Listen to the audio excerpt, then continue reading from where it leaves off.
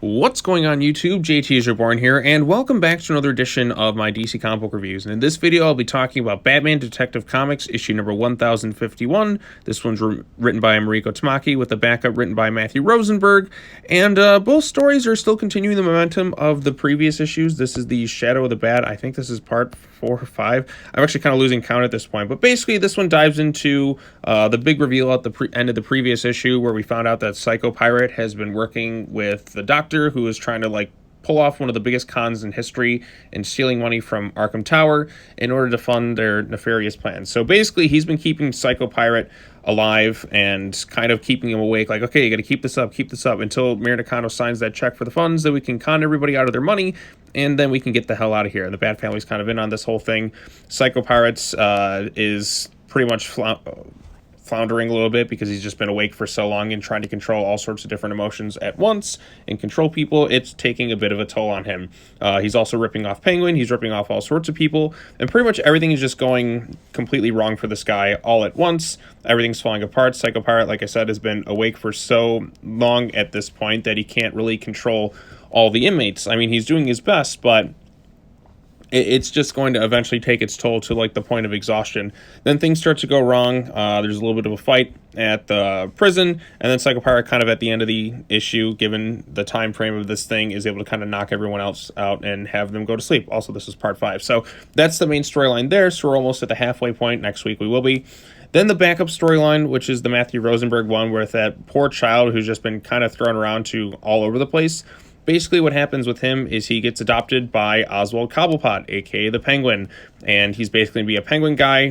Penguin's just giving him money. He's kind of off doing his own thing, and then he watches somebody else get kind of murdered right in front of him again. So this poor child is just going through complete hell at this point.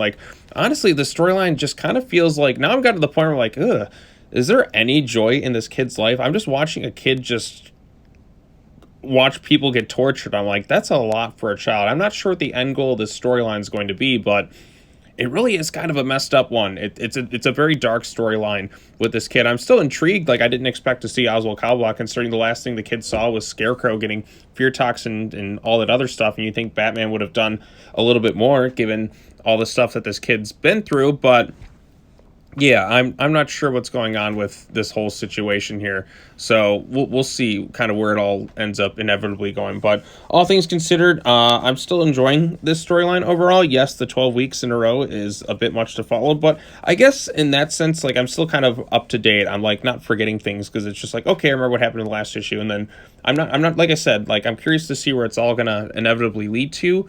I wonder if Detective Comics is actually going to take a little bit of a break after this. I don't quite think so, which is, I think it should. I should maybe take a month off, given the fact that it's 12 straight weeks of Detective Comics. But for a storyline here, I'm still enjoying it overall, and the backup I'm finding intriguing. The art in the main storyline is still pretty good. The backup one, I don't think the art's quite as strong, but the story, I think, is a little bit more interesting, with the kid who's just been kind of thrown from place to place to place to place. And yeah, it is interesting to see where it's all kind of unfolding. But yeah, like I said, I did predict it would be Psycho Pirate, and I believe in one of the previous videos, it was one of my predictions. Granted, I'm not really looking ahead in terms of all the weekly Shadow of the Bats thing. I'm just as soon as they drop, that's kind of when I read them. So I am interested to see what kind of the end goal of the story is. And I thought using Psycho Pirate to kind of manipulate people is kind of an interesting choice, but it being a con at the same time, what is kind of the end goal of the story? So it should be interesting to see where it goes from there. But anyways, what did you think of Batman Detective Comics issue number 1051? Tell me your thoughts in the comment section down below. Be sure to like this video, share it with your friends, subscribe to the YouTube channel for more content, and be sure to come back next time. I think there was one, maybe 2 more comics I had left to review this week. I think it was Arkham City Order of the World Part 5, so we're almost done with that thing, and then I can finally be done with that storyline. And then after that, I think there may have been one more, and I'll have to go back and check. So we'll see what it all leads to from there. But anyways, that's all I gotta say. As always, take care now. Bye-bye then. Happy Groundhog Day, and I hope to see you all in the next video. Peace.